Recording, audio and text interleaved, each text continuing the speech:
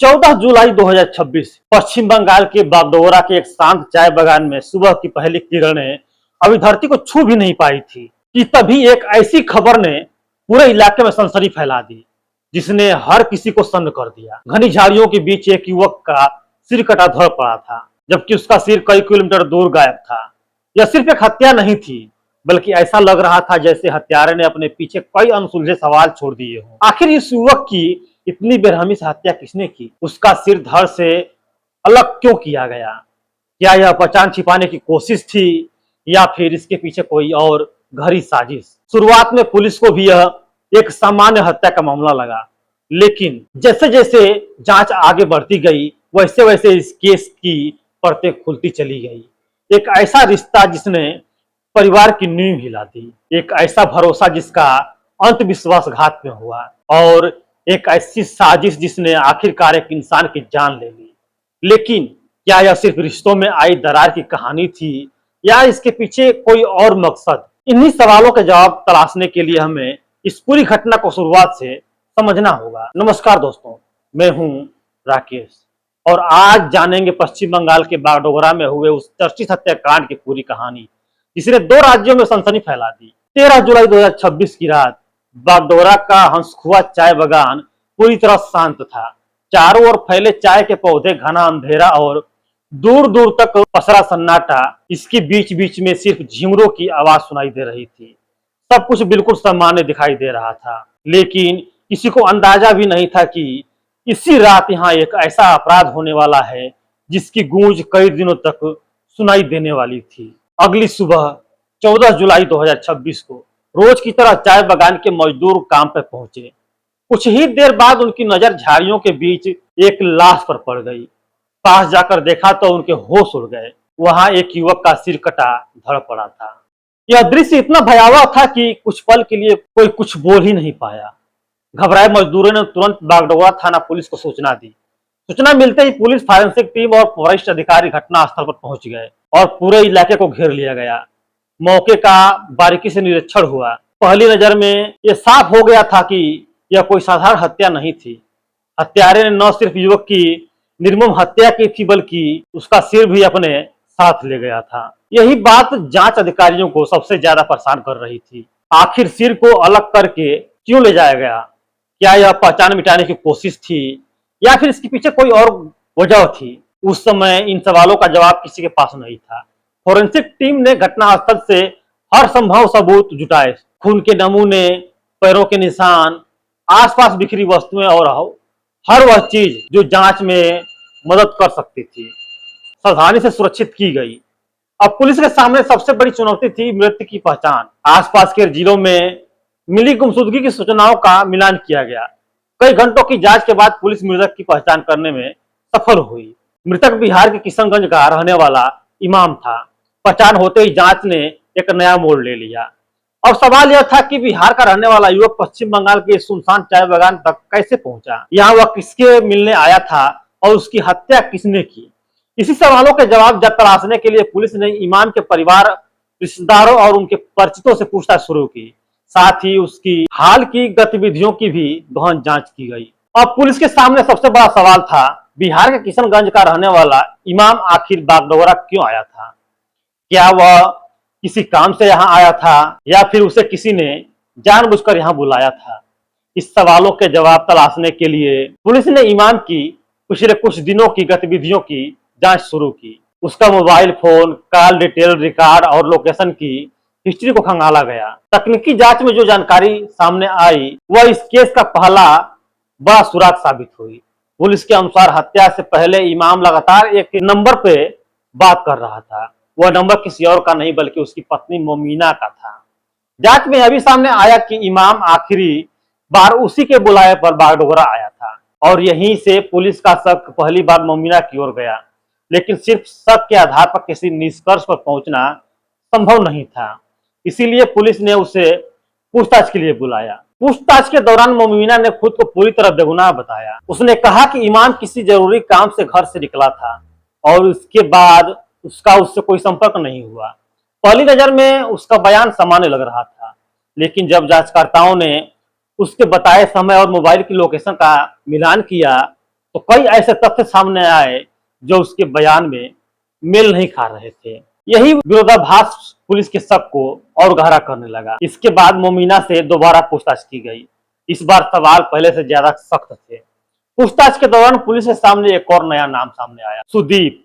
जांच में पता चला कि सुदीप और मोमिना लंबे समय से एक दूसरे के संपर्क में थे। हत्या से पहले दोनों के बीच लगातार बातचीत हुई थी। इतना ही नहीं, घटना वाले दिन भी दोनों की गतिविधियां कई जगह एक दूसरे से जुड़ी हुई दिखाई दी।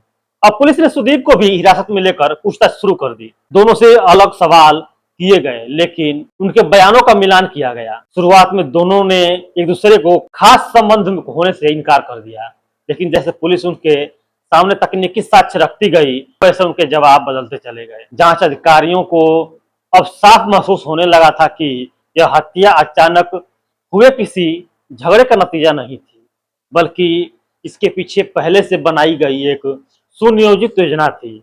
लेकिन आखिरकार ऐसा क्या हुआ था कि एक पत्नी पर ही अपने पति की हत्या की साजिश रचने का शक होने लगा। इस सवाल का जवाब पाने के लिए पुलिस ने मुमीना के अतीत की परतें खोलनी शुरू कर दी, और यहीं से सामने आई एक ऐसी कहानी जो इस हत्याकांड से कई साल पहले शुरू हुई थी।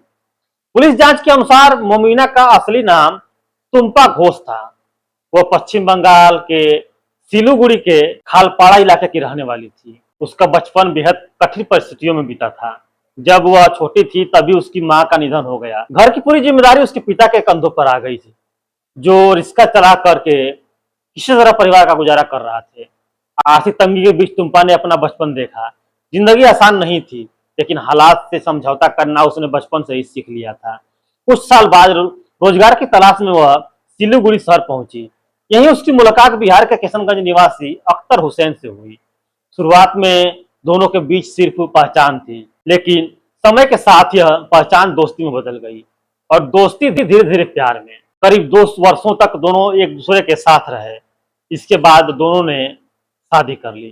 शादी के बाद तुम्पा ने धर्म परिवर्तन किया और उसका नया नाम रखा गया मुमीना। इसके बाद वह अपने पति अख्तर के साथ बिहार के किशनगंज आकर रहने लगी। कुछ समय बाद उनके घर एक बेटा का जन्म हुआ। ऐसा लगने लगा था कि अब उसकी जिंदगी पटरी पर लौट आई है, लेकिन शायद किस्मत को कुछ और ही मंजूर था। उसे बिल्कुल भी अंदाजा नहीं था कि जिस घर में उसने जिंदगी की शुरुआत की है, उसी घर में रहने वाला एक व्यक्ति आगे चलकर उसकी जिंदगी की दिशा पूरी तरह से बदल देगा। वह व्यक्ति था उसका देवर इमाम। यहीं से शुरू होती है इस कहानी की वह कड़ी, जहां से रिश्तों की मर्यादा धीरे धीरे टूटने लगी और एक ऐसा संबंध जन्म लेने लगा जो आगे चलकर कई जिंदगियां बिखेरने की वजह बनने वाला था। किशनगंज का वह छोटा सा घर, जहां कभी हंसी खुशी का माहौल हुआ करता था, धीरे धीरे बदलने लगा। एक ही छत के नीचे अख्तर, उसकी पत्नी मोमिना और छोटा भाई इमाम रहते थे। बाहर से देखने में सब कुछ बिल्कुल सामान्य दिखाई देता था, लेकिन घर की चार दीवारी के भीतर रिश्तों की तस्वीर धीरे धीरे बदल रही थी। पुलिस जांच के अनुसार इमाम इलाके में जड़ी बूटियों और पारंपरिक उपचार के लिए जाना जाता था।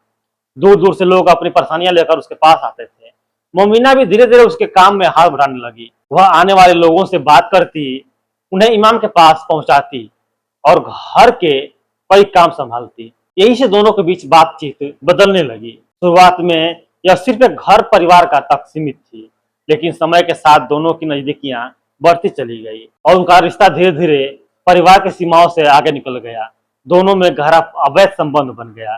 कुछ समय बाद अख्तर को दोनों पर शक होने लगा।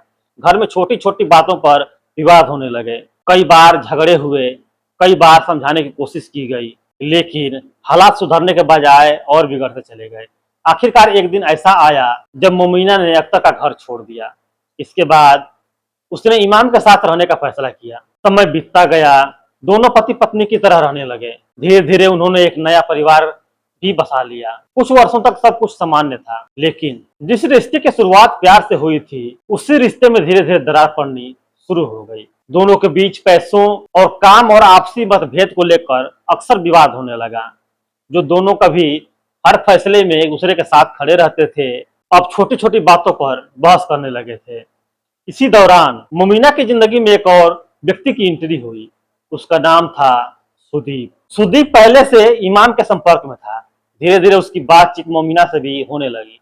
शुरुआत में यह सिर्फ सामान्य जान पहचान थी, लेकिन समय के साथ दोनों के बीच मुलाकातों का सिलसिला बढ़ता गया। यह रिश्ता धीरे धीरे इतना गहरा हो गया कि मोमिना का अधिकतर समय सुदीप के साथ बीतने लगा। इधर इमाम को भी इन बदलते हालात का एहसास होने लगा था। दोनों के बीच तनाव लगातार बढ़ता गया। घर का माहौल फिर से अशांत हो गया।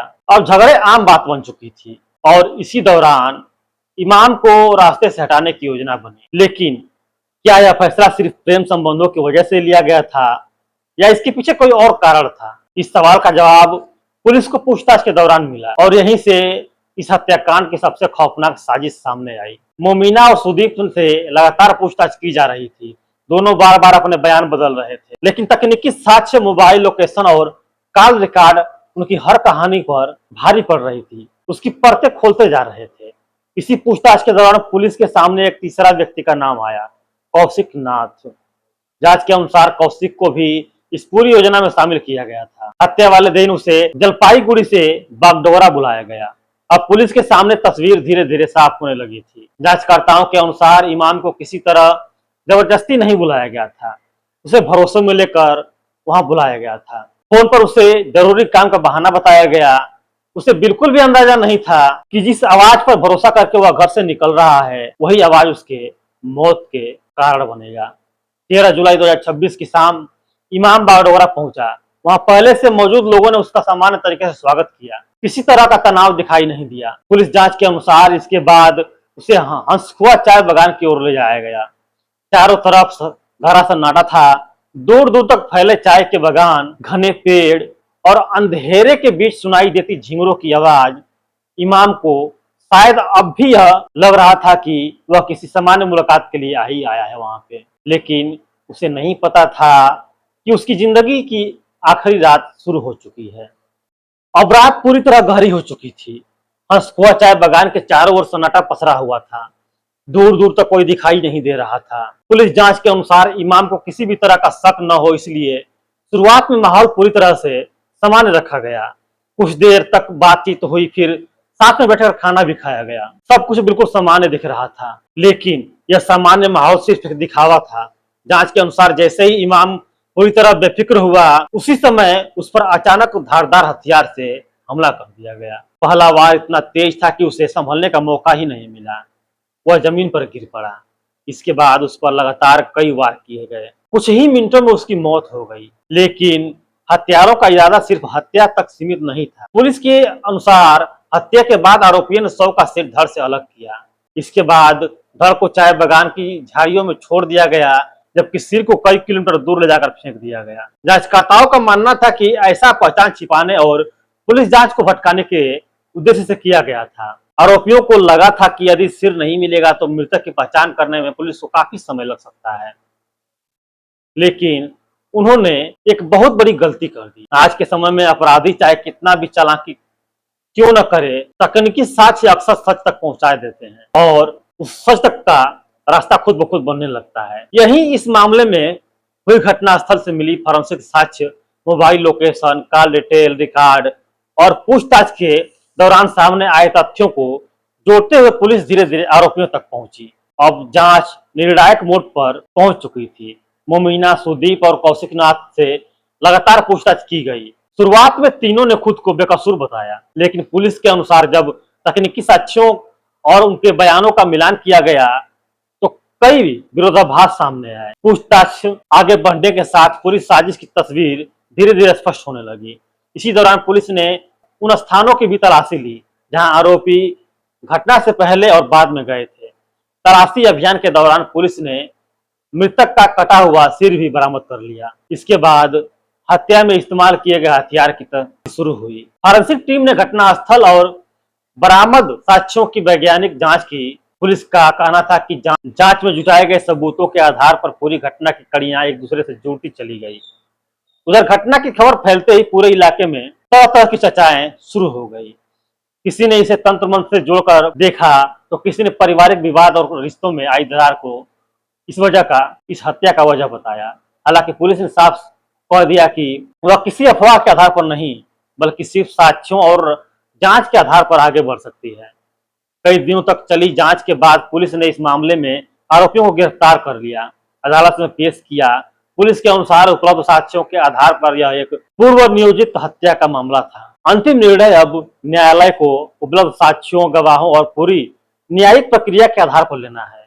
इस पूरी घटनाक्रम ने एक बार फिर से यह सवाल खड़ा कर दिया कि जब रिश्तों में भरोसा टूटता है तो उसका अंजाम कितना भयावह होता है। एक परिवार जो कभी साथ रहता था वह बिखर गया। एक रिश्ता जो भरोसे से शुरू हुआ था वह हत्या के आरोप तक पहुंच गया। और एक ऐसी घटना जिसने पश्चिम बंगाल और बिहार दोनों राज्यों के लोगों को झकझोर कर रख दिया। दोस्तों, इस कहानी को सुनाने का उद्देश्य किसी व्यक्ति, समुदाय या धर्म की भावनाओं को ठेस पहुंचाना नहीं है, बल्कि इस कहानी का सुनाने का उद्देश्य सिर्फ इतना है कि लोग जागरूक हों और अपने लोगों का ख्याल रखें। मिलते हैं अगले वीडियो में एक नए कहानी के साथ में।